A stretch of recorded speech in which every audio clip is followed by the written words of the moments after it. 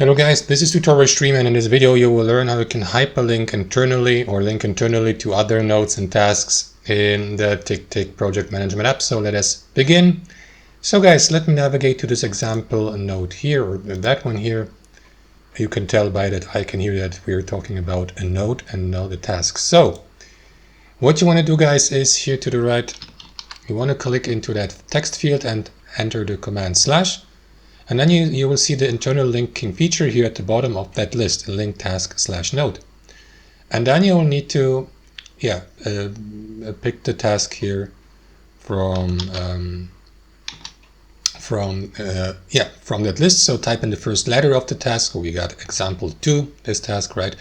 And you will see it suggested here, or a subtask. So link to any of these, and that is going to add the link.